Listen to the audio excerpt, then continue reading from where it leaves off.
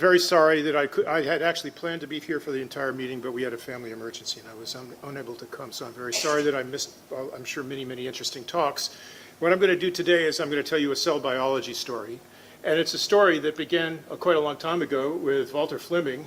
He said, oh, I see this process. I'm going to call it mitosis. He actually didn't name the chromosomes. Waldeyer named the chromosomes. But I wonder how they're put together. I imagine he was thinking that. Maybe the DNA is helically coiled. And actually the first report of helical coiling came out in 1880, before Fleming published his famous book. And you can see, I mean, there's no question these guys are helically coiled. But maybe it's just spaghetti, or a disordered, maybe it's a phase separation of chromatin, as Dupross saw. Or maybe it's radial loops, as Uli Limley proposed. And I did a postdoc in Uli Limley's lab, and one of the things I did was to play games with the biochemistry of chromosomes. And so I took mitotic chromosomes and took away the divalent cations. And it turns out, you all know that the histones neutralize the charge on the DNA, but many of you don't know the histones don't actually neutralize all the charge on the DNA. You have to have divalent cations. So if you take the divalent cations away, the chromosome swells up, you centrifuge it onto an EM grid, and then you dip it into a cation, and what happens is the stuff that was on the grid stays stuck and everything else goes back, and now you see, I mean, it's pretty obvious this thing is made of loops. And those loops are about 80 kilobases in size. Okay, well, if you have loops, you have a conceptual problem, and Uli recognized this.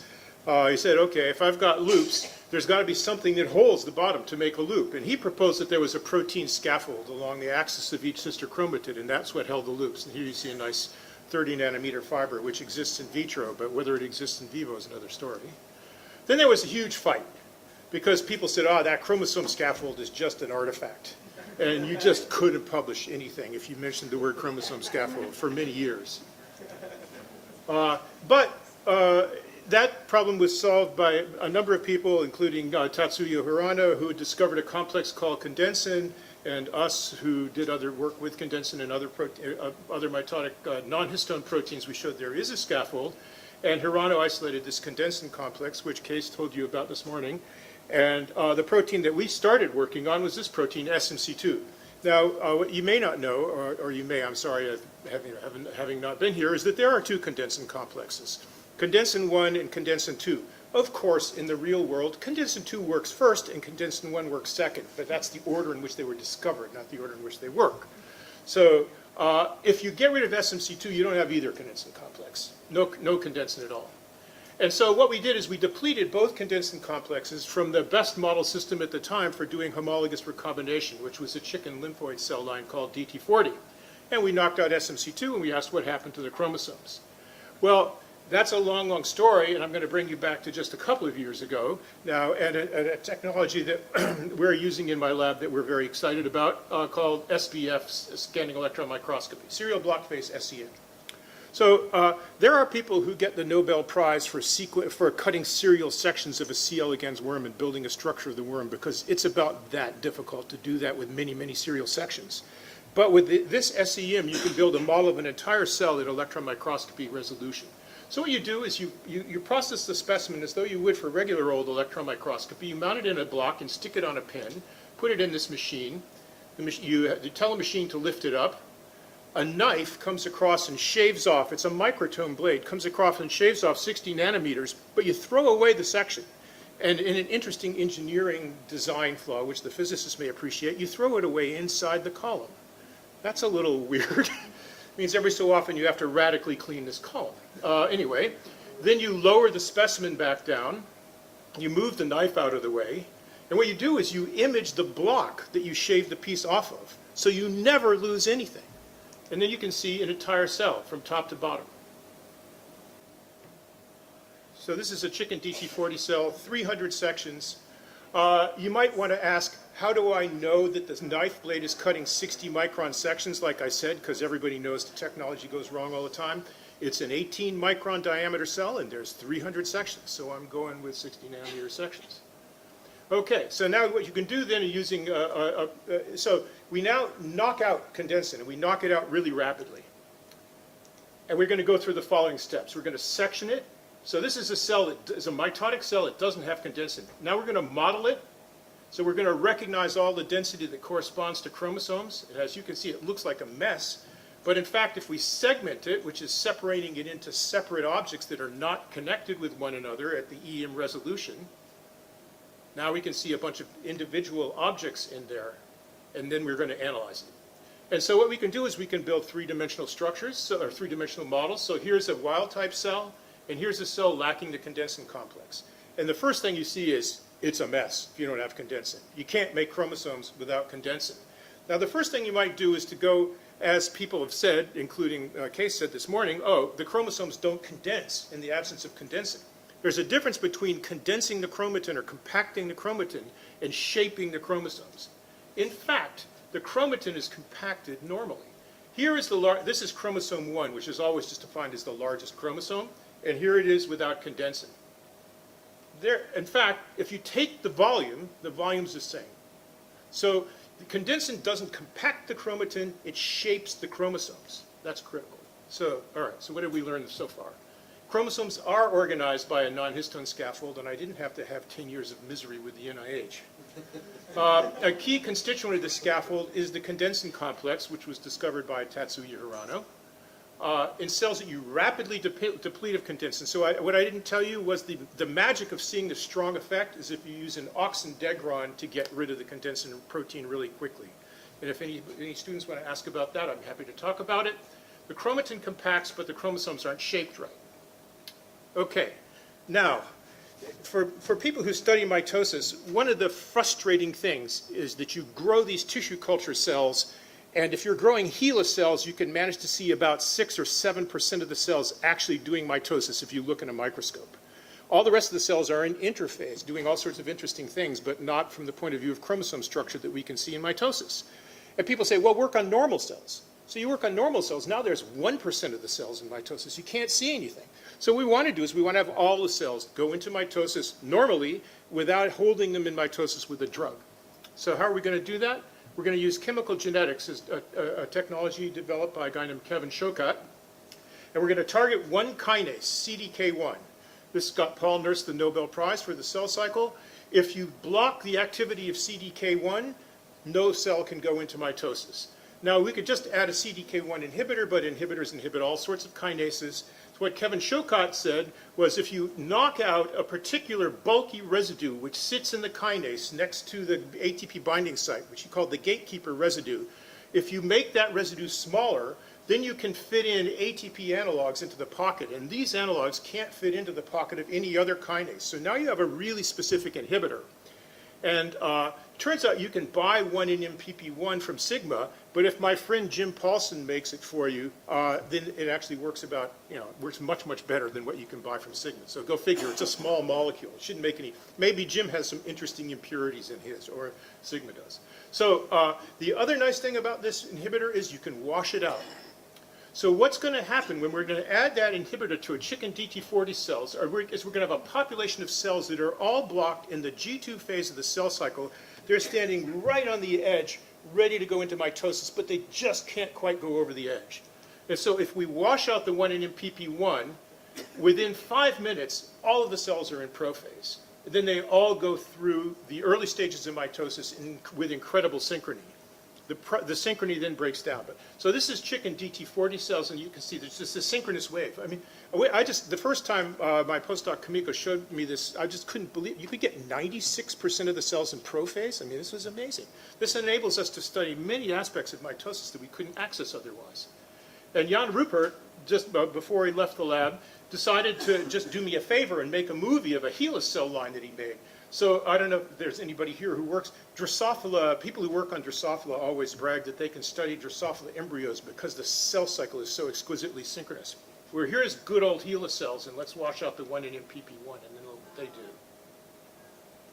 So the physicists may not appreciate this, but I'm going to let the biologists watch this one more time. And what the physicists can appreciate is the cells all go in at the same time, but actually anaphase, when the sister chromatids separate, is completely asynchronous already. So we solved one of the problems, how to get them into mitosis. We didn't solve the problem yet of how to get them all the way through synchronously. Okay, so if we can do that, what we can do now is we can look at the behavior of all the protein complexes that we're interested in during the entry of the cells into mitosis. And we're going to do that by a technology called CHEP, which was invented by a guy named Georg Kustacher in Yuri Rapsilber's lab in Edinburgh. So we're going to do just what people do for chip experiments or high C experiments. We're going to cross-link the cells with formaldehyde in vivo, just dump formaldehyde into the culture. Then we're going to lyse the cells with a non-ionic detergent, and we're going to spin down the nuclei. That's all very standard. We're going to digest the RNA. We're going to then solubilize the nuclei with SDS. So far, pretty standard. Now we're going to mix in 8 molar urea. We're really trying to knock it. So what we're trying to do is we're trying to knock everything off of the DNA that's not physically cross-linked to it by the formaldehyde. And we're spinning down this minuscule gelatinous clear pellet. That's actually sounds like, if you look at this experiment, it looks easy. But when you realize you're doing multiple spins on a microliter-sized clear pellet, it's actually quite difficult. And in the end, what we're going to do is we're going to identify the proteins by mass spectrometry. And what CHEP does, it is identifies proteins that are close enough to the DNA so that we can cross-link them to it. So we're going to look at the dynamic changes of the proteome during the entry, starting at G2 and then going across into mitosis. And just from this heat map, you can see some things go up and some things go down, but you can't see anything at that level. So let's focus on specific things. Now, if this is going to work, the histones better not change, because the histones are there all the time, as far as we know, and thankfully, the histones don't change. Now, another thing that's there all the time is the inner part of the kinetochore, which is the structure that's going to dictate how the chromosomes segregate. So let's look at those proteins. They also don't change. All right, so that's good. So things that we expect to be the same are the same. What about things that we expect to change? Well, so here's one that we expected to change. This complex, KMN, is the major microtubule binding complex of the chromosome. This complex is in the outer part of the kinetochore, and it's how the chromosome attaches to the machinery that's going to move it. And everybody knows that this complex goes onto the chromosomes during mitosis, and that it functions as a complex, except 2 members of the complex. So actually, this is a complex with a number of proteins in it. 2 parts of the complex are there all the time. One of the parts of the complex goes on. So this functions as a complex, and everybody assumed that it always acted as a complex, but it doesn't go onto the DNA as a complex. So that was a real surprise for the kinetochore people. Okay, so what about proteins involved in chromosome structure? Well, cohesin, which is this is related to the condensin that Case was talking about. It's also a ring, same kind of structure, holds the sister chromatids together. It stays on the chromosomes during prophase, and then at NEB is nuclear envelope breakdown. So in human cells and in all higher mammalian, on all higher vertebrate cells, the nucleus disassembles as the cell goes into mitosis, and the chromosomes move on a cytoplasmic scaffold of microtubules. In yeasts, this all happens inside the nucleus, and in fungi, it happens inside the nucleus. But in us, it happens with the nucleus broken down. And that's a critical point when the nuclear envelope breaks down. So condensin comes off, and then later, as the sister chromatids are going to separate, the condensin gets cleaved by an enzyme called separase. And in fact, separase is originally not on the chromosomes, but goes onto the chromatin as the condensin is starting to come off. And then somewhere out here, the separase is going to cleave a critical subunit, and all the rest of the condensin is going to come off. Now, the condensin, that's cohesin. The condensin complex is complicated. So I'll show you that in 2 parts. Condensin 2. Condensin 2 is the one that works first, and it's in the nucleus, and it's there all the time. During mitosis, it actually starts to come off a little bit, but it's there all the time. Condensin 1 is in the cytoplasm. So if you have a nucleus, the condensin 1 can't get at the chromosomes, and it can only go onto the chromosomes when the nuclear envelope breaks down. So we can confirm that with this analysis. This is going to be quite important a bit later. So if you do Pearson coefficient correlation analysis on all the data on each time point, and you set each time point, and then you compare the other data with it, what you can see is that during prophase, so this is while there's a nucleus and the chromosomes are adopting their shape, there's a lot of changes with what's coming on and off the DNA. As soon as the nuclear envelope breaks down, it looks like the structure is pretty much fixed. There are a few proteins, like somewhere out here, cohesin will come off, but we can't see that because this is thousands of proteins, and that's just a few proteins. So there's a big change at nuclear envelope breakdown. So what did we learn from this analysis? There are several protein, so one of the things, I didn't show you, there are other examples, but there are several protein complexes, which are famous complexes, but it turns out they don't go onto the chromosome as complexes, they go on as individual modules. Condensin 1 and 2 show very different kinetics of DNA association. And we're going to see that we believe that's critical for their roles in chromosome structure. And for what it's worth, the bulk protein composition of mitotic chromosomes is defined at that time of nuclear envelope breakdown, when the chromosomes go out into the machinery and start to move. There are few changes after that. Okay. So now, what can we learn more about the chromosomes if we have near mitotic synchrony? And so what I'm going to tell you about were experiments that were conceived. They've all been designed and executed by Kamiko Samajima. And this is a poster-child collaboration. So we're a cell biology lab. We're collaborating with Job Decker and Johan Gibkus, who are genomics experts. Job invented the C technologies. We're also collaborating with Leonid Mirny and Anton Golub-Dorodko, who are polymer physicists at MIT. And if any one of these pieces of the puzzle wasn't there, there would be no story. So like all collaborations, or like many collaborations, so I was at a meeting, and Job and Leonid presented the first work that they did looking at mitotic chromosomes. And I said, oh, that's really very impressive. They had a nice science paper a number of years ago. So that's extremely impressive. But, you know, we could give you really good synchrony in mitosis, much better than what you have, and we can give you mutants that will knock out individual proteins. And so we thought about it, and we talked over dinner, and they said, okay. So we made some samples, and we sent them to their lab, and the samples sat there. Because the postdoc who was working at the time, she had other things to do. She was finishing up, and so it went on. It was like a year and a half. And then all of a sudden this email came, oh my God, that's so trite in science. You know, you're supposed to, oh my God. But we actually got an email that said, oh my God. And that was from Johan. And we got another email from Job saying, this is why I invented high C. I can't believe this. So what did they see? So this is the bulk population of chicken DT40 cells. And it's a heat map of a high C plot. So, and we're comparing chromosome 4 against chromosome 4. Right, okay, so there we are.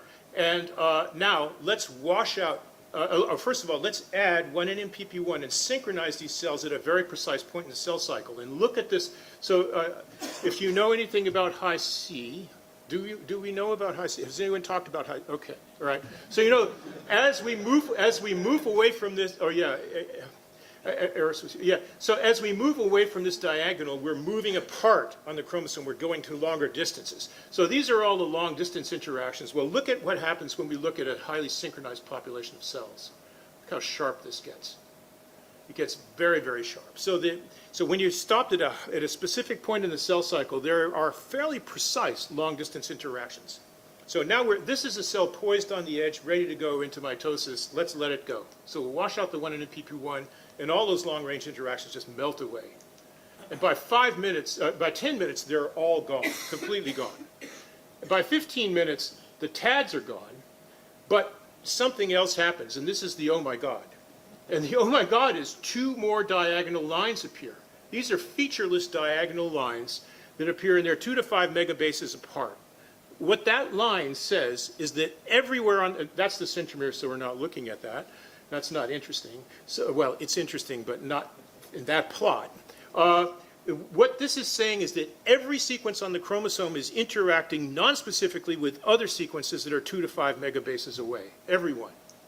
And those diagonals grow as we go to 30 minutes, and then as we go further out to 60 minutes, the diagonals are wider, and now they're 7 to 10 megabases. So now everything on the chromosome is non-specifically interacting with sequences that are 7 to 10 megabases away. What does this mean?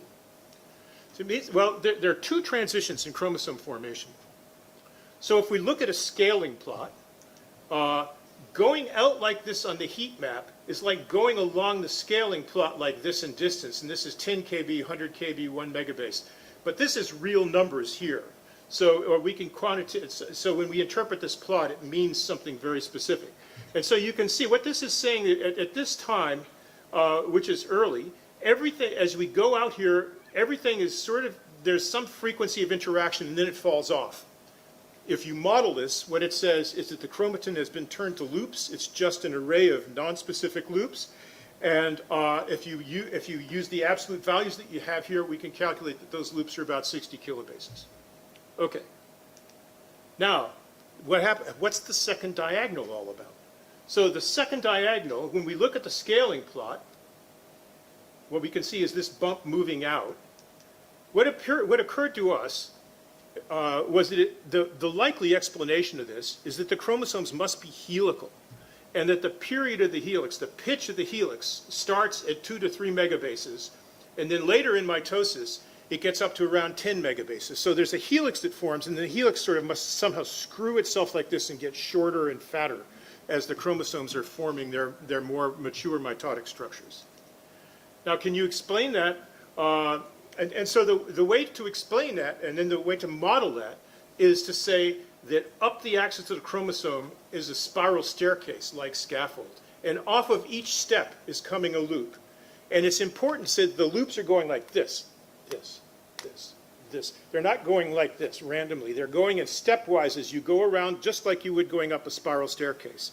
And Anton could prove this by his modeling. So here's some actual data, and then Anton simulated what would happen if you had loops coming off and going up that spiral staircase.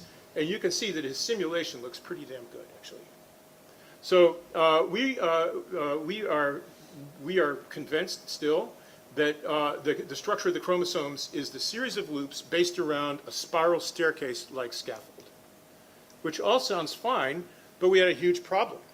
So we knew the size of the loops because we actually have the scaling plot. We could calculate the size of the loops, and we couldn't possibly fit all that DNA into a chromosome of the right size. The chromosomes would have been way too fat because the loops are too big. So how do you solve that problem? That's where you get into the two types of condensin. Now there's two things you need to know about each type of condensin. So condensin 2 is in the nucleus all the time. And when it binds to chromatin, it binds pretty stably, and there's not very much of it. All right? That's 3 things. Okay. And then at nuclear envelope breakdown, and see, we know when nuclear envelope breakdown happens because there's the lamins, and now the lamins are starting to appear in the cytoplasm, so the nuclear envelope is breaking down. Now condensin 1 can jump on, but condensin 2 has already made loops. So condensin 1 is not jumping onto linear DNA like Kay showed, it's jumping into loops. It's the only place it's got to jump. Now, condensin 1 is 5 times more abundant than condensin 2. And when it binds to DNA, it has a much shorter half-life. It's jumping on and off. So the two condensins are fundamentally different. And so Anton did a simulation asking what would happen if you had a stable condensin that was fairly rare that gets there first, and then a less stable condensin that's more abundant and jumps on second.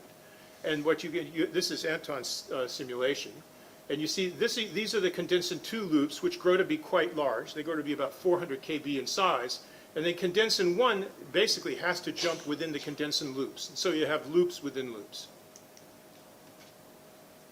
Right. So condensin 1, and then so it turns out that condensin 2 makes 400 kilobase loops. Condensin 1 makes 80 kilobase loops.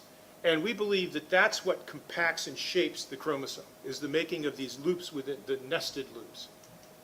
How this fits with Z loops, I don't know. Well, you've got to do the modeling and see. Or Anton's got to do the modeling, not me, luckily.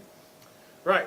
So then the next thing, and I'm not going to show you all the data for this, we now have a whole series of mutants. So we do this now, and we knock out condensin 2, and we knock out condensin 1, and we knock out both of them. We'll get to that in a sec. All right. So wild type, we have this diagonal. We have 400 kilobase loops that have 80 kilobase, that are subdivided into 80 kilobase loops. If we don't have condensin 2, there's no helix. So condensin 2, this is the one that was in the nucleus to begin with. It must assemble the helix, because what we get is just an array of 80 kilobase loops, and we end up with long, floppy chromosomes. Now, if we get rid of condensin 1, but we have condensin 2, then what happens is we have the helix, but we don't have the loops inside the loops. And so now the loops are much bigger. So we have helical, we have short, fat chromosomes with 400 kilobase loops. So this seems to work perfectly. So this analysis showed us a few things that we were excited about. Mitotic chromosome condensation involves a reorganization of the chromatin packing from tads and compartments into loops. The loops project sequentially from a helical staircase-like scaffold. They're crumpled away from the chromosome axis. Maybe they form a chromosome phase. That's why this is where they look like spaghetti.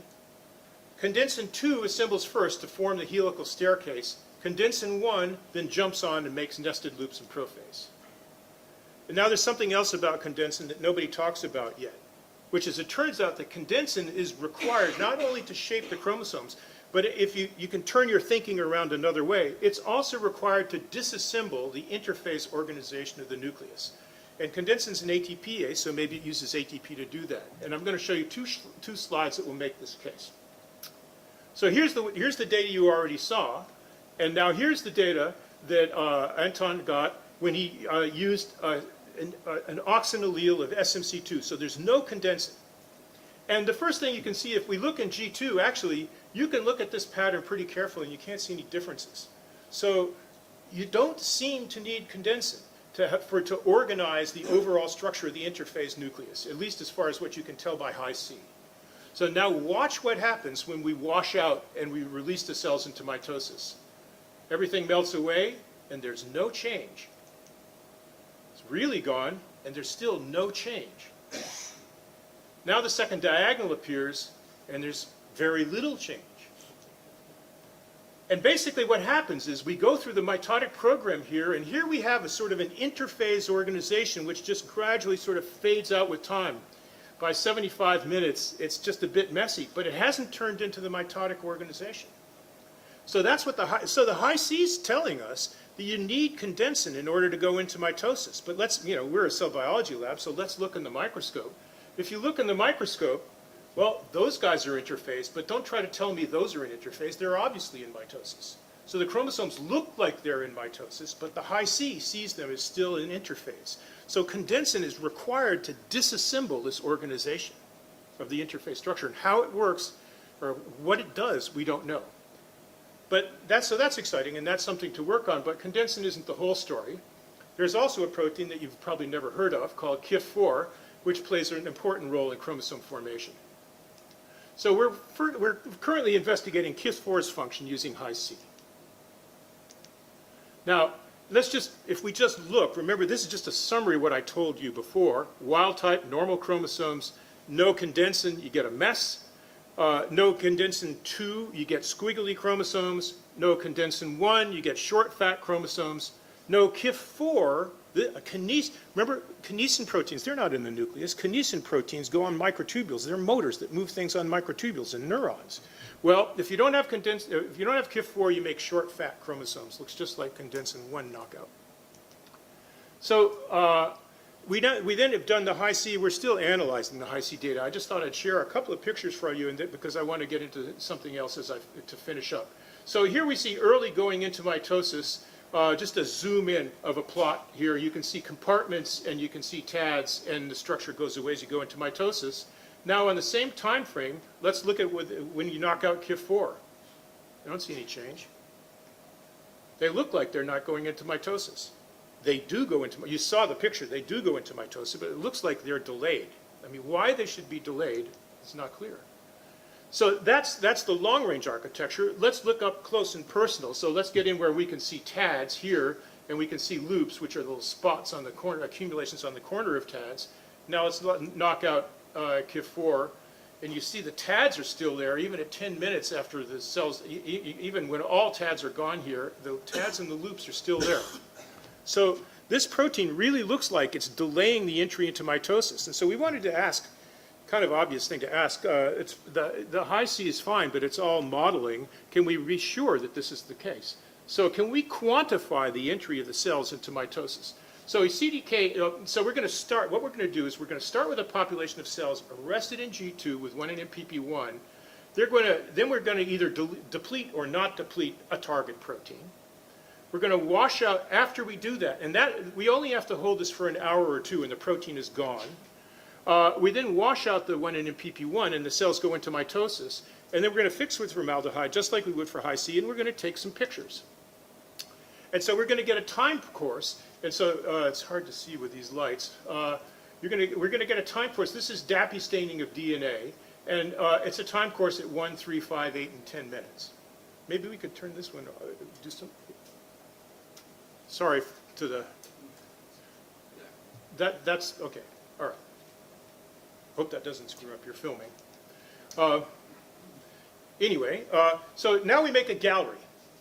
So this is just a few examples out of the gallery. Gallery at 1 minute, 3 minutes, 5 minutes, 8 minutes, 10 minutes. Okay, it's a, it doesn't look like much to most of you. Those are just nuclei. And so now here are the nuclei, not at the same time, but that's for different reasons, with KIF4 depleted. And all right, now here's the question: are they different for them? How am I going to tell? So what we're going to do is we're going to turn loose on this a machine learning pattern classifier program called WinCharm, which was developed by one of my former PhD students who's now the CEO of a company who's trying to license this to the NHS in the UK to diagnose cancer. This program is quite incredible. So, all right, so what we're going to do is we're going to take 1, 3, 5, 8, and 10 minutes, and we're going to use that as a training set, and we're going to train WinCharm with about 20 examples of each of these time points. And then we're going to turn WinCharm loose on this data set and say, what does it tell us about the images? So is this going to work?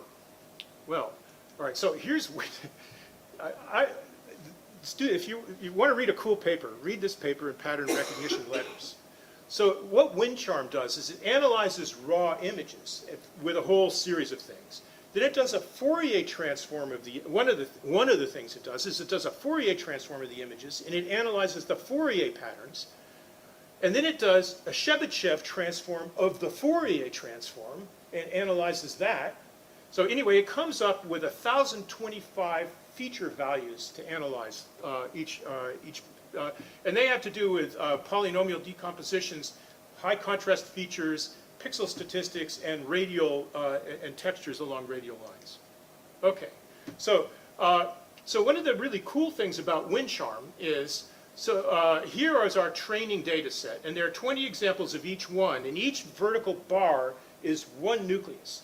Now one of the things, and blue is the beginning, that color blue is the end, and we go through blue, through red, through green, through purple, into that blue, okay? One of the things I want you to notice is that individual nuclei, according to WinCharm, can have several different classifiers. They can be partly this and partly that. It's not just black and white.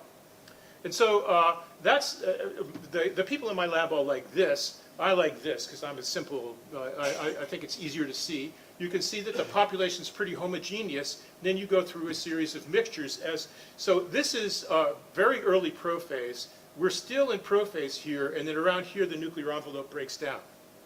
So now we have, so that's our classifiers. So now what we also have is some wild type data, not mutant data, that's not been trained. So this is wild data we're going to feed into the program. Look what happens if we look at 2 minutes. If I gave you this 2-minute plot, where would you tell me that it should be? It's obviously between 1 and 3 minutes. But that WinCharm figured that out. We didn't tell it. 4 minutes is obviously between 3 and 5. 6 minutes is obviously between 5 and 8. And 9 minutes is obviously between 8 and 10. So this program can sort those weird-looking blobs of DAPI-stained nuclei, and it can classify them. It can give you the sequence. So all right, so now let's go to the mutant, the KIF4, the kinesin mutant.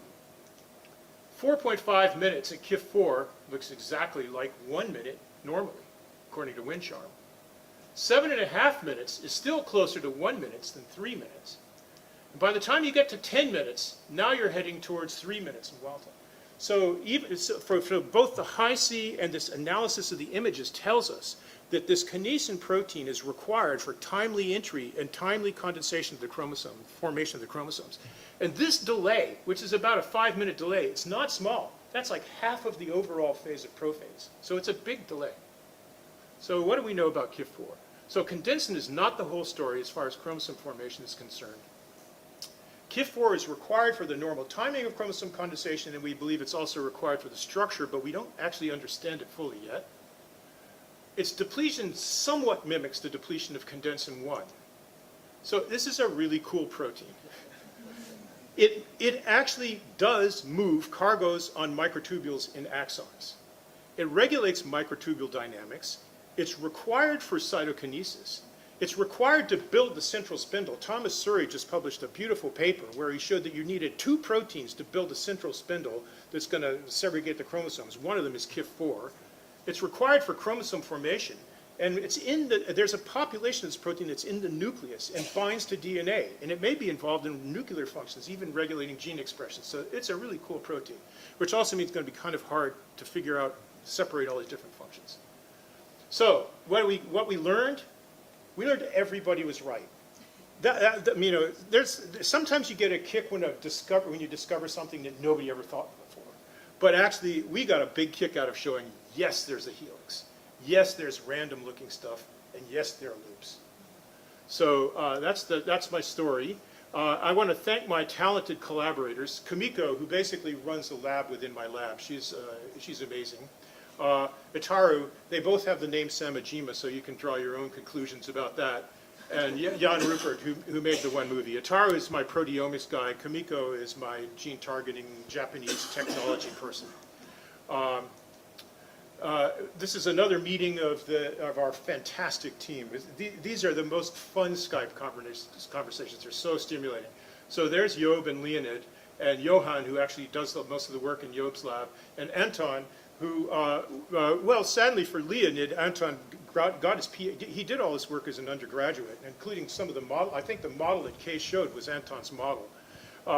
And now he's got a job as a junior group leader in Vienna. And I'm going to give an acknowledgement slide, and then we're going to show a movie that these two guys made. So I have to thank the Wellcome Trust for keeping us in the style to which we would like to become accustomed. And of course, we live in Scotland, so that's my next door neighbor. And if you can you turn on that microphone thing? Let's see. This is really hokey, but it shows you what a guy from MIT can do, a computer guy can do when he wants to make a movie.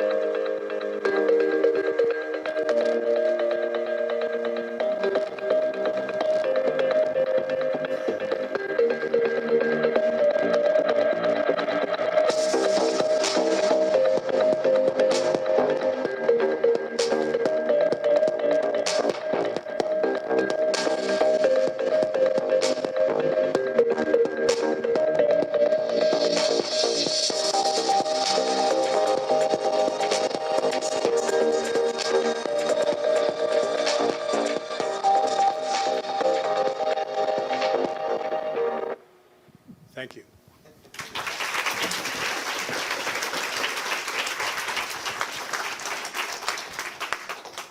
Questions?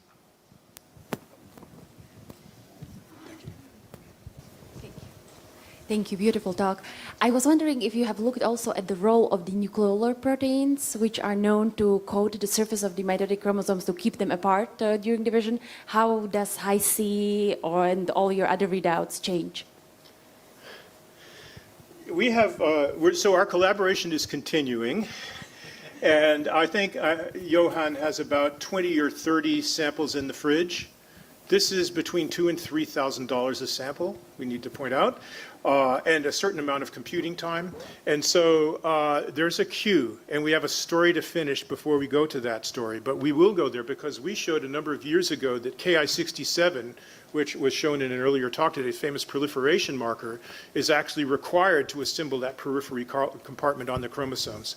And then Dan Gerlich had a beautiful paper where he showed that, in fact, Ki67 can act, Sarah Quillen and Daniel Gerlich had this paper where they showed that it can act as basically as a surfactant on the surface of chromosomes. And we actually recently have some data where I think we can, all it galls me to say it, we can confirm that he was probably right, because we've now got a way to keep Ki67 there and get rid of everybody else. And the chromosomes still stay nice and separate, although they're very misshapen. So there's something interesting going on with the periphery, and we're going to look at it eventually, but we've got topo2 to go through, and we have KIF4 to go through, and other things to go through. So it's in the queue. And, one of the things that really bugged me, which all the physicists here know, but I thought, okay, we got 10 to the 12th base pairs of sequence. Okay, come on, guys, run your simulations, and, we'll be back in a week. But it takes like a week to run each simulation. So, in fact, it was a year to do the modeling for the first paper on this. And so the simulation, the computing stuff is really slow. So we can get the high-seat data faster than they can figure out how to model it, actually.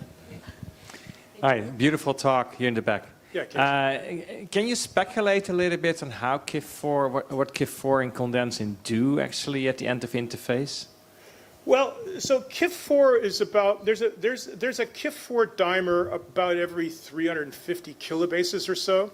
And KIF4 is a dimer, and it has a DNA binding site. So KIF4 could make loops the old-fashioned way by just grabbing two pieces of DNA. So it's possible. And now we also know that if we knock out KIF4, condensin 1, the level of condensin 1 proteins on chromosomes is decreased. So KIF4 talks to condensin 1. Exactly how it does, we don't know. But it'd be an interesting thing to throw into the calculations when one is calculating these loop models. Sorry, you're standing right in front of him. I'm fine. Sorry. What happens if you throw a crosslinker in to a loop extrusion? So you've got something that's extruding loops, and now let's throw some crosslinkers in that don't extrude loops, they just crosslink. I don't know what they would do, but that could be what KIF4 is doing. Okay, here. Yeah.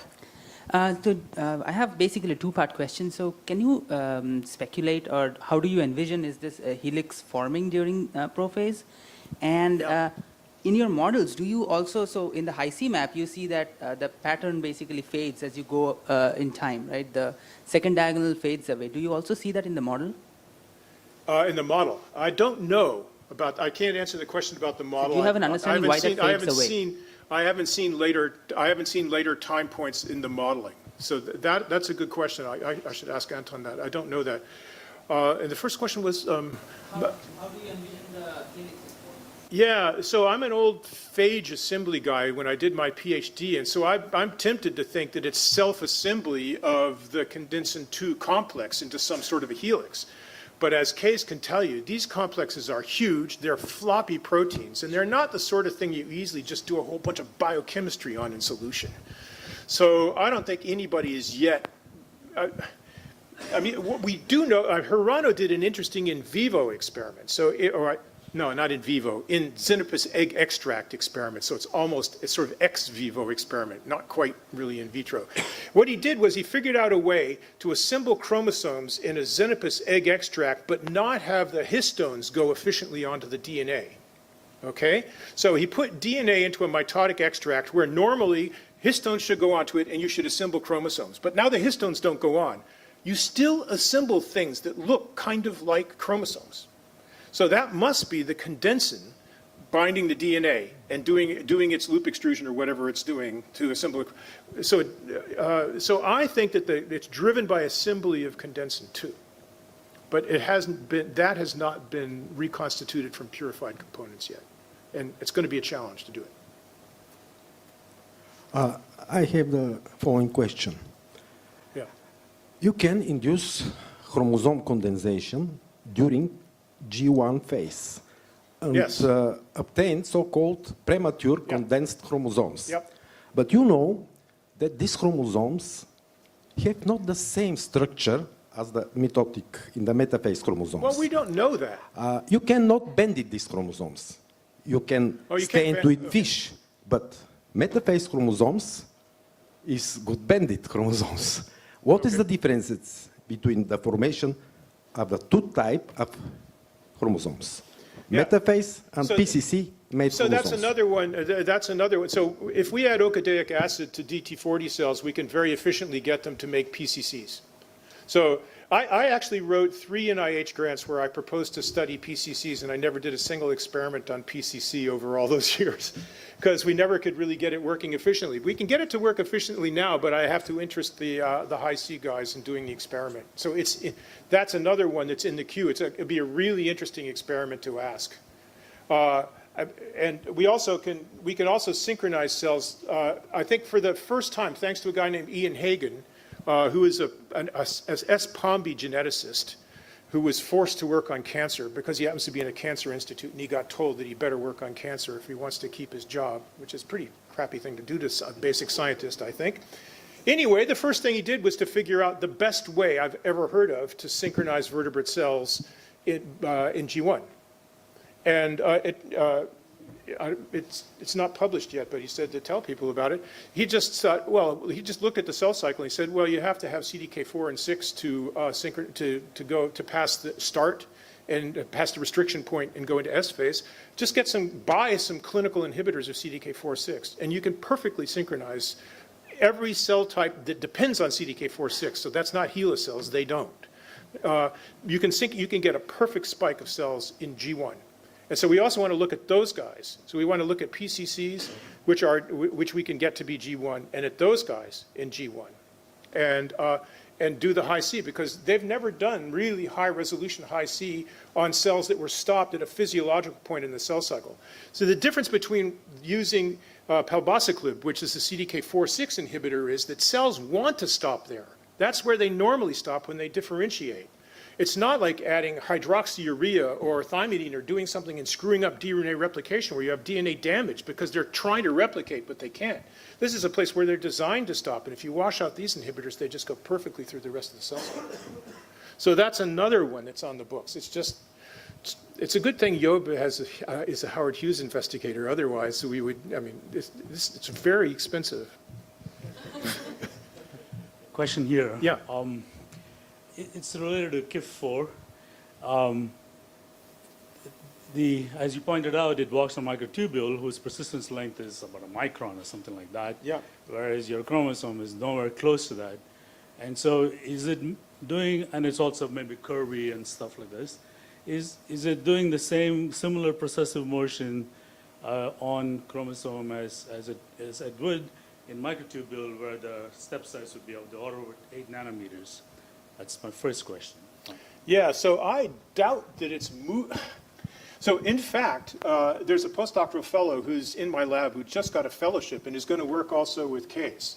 And he's going to try to see if he can get KIF4, what he can get KIF4 to do to DNA in vitro.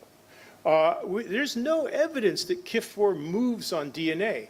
But we do have evidence that says that when we look at the various phenotypes that we get by disrupting KIF4, the chromosomal phenotypes, if we truncate the microtubule, if we truncate the motor domain, it doesn't rescue those phenotypes. So it's as though the motor domain is somehow involved, but I would love to see that thing move on chromatin, but I'd be really surprised, because condensins, they have this sort of walking motion along the stiff microtubule, and you would think, I would imagine if you tried to walk, that would be like a formula for extruding loops. You step out and then pull it back, and you would probably pull the DNA back, but I don't know.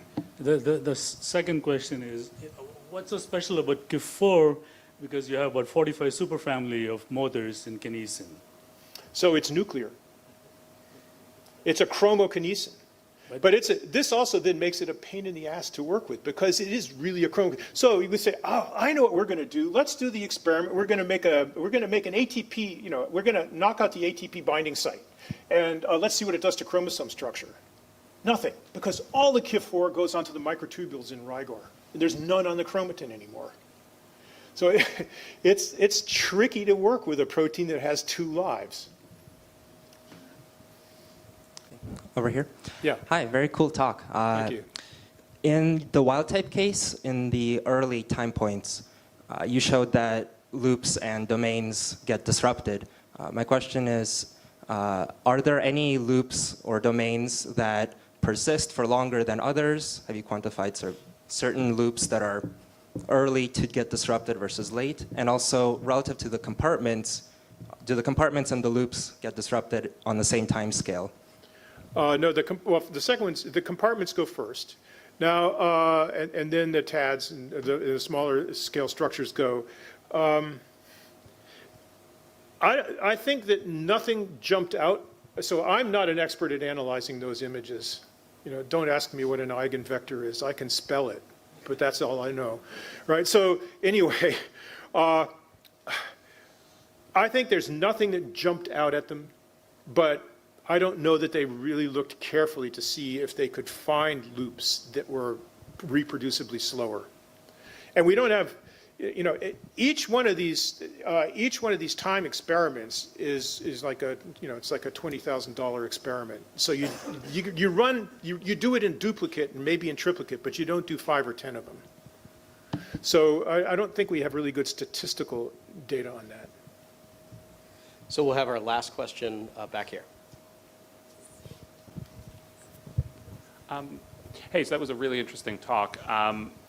The high C data is extremely striking, but at the same time, it's kind of non-specific in a lot of ways. Yep. And so you can kind of imagine fitting it with many different models. And I just wanted to understand a bit better your process at sort of constructing the models that you guys constructed, as opposed to, you know, other types of models one might have imagined to try to recapitulate that data. Okay, so my process is I sit on the other end of Skype and I watch. So Anton does all that work, and I see what Anton tells us, but I haven't gone through all the process with them. I know that so we were told, there have been people who said, oh, that second diagonal, that's nothing to do with a coil. That's actually, you have 2 sister chromatids side by side, and that's interactions between the sisters.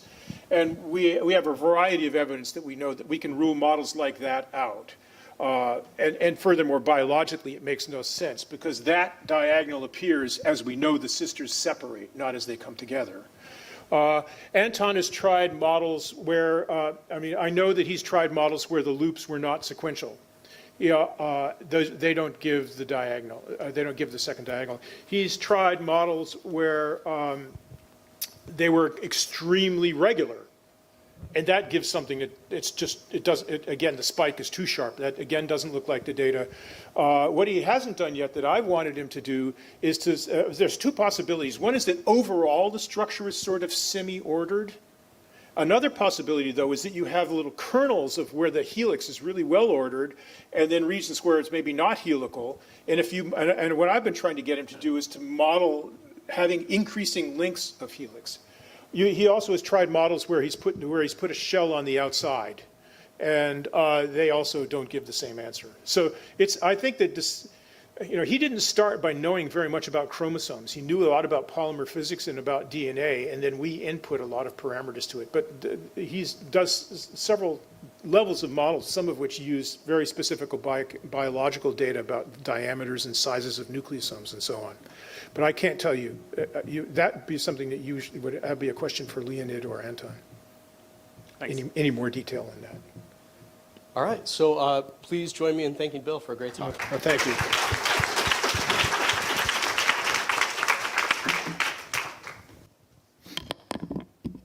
So that's the end of the session. I think although this goes to the poster session outside, so enjoy it.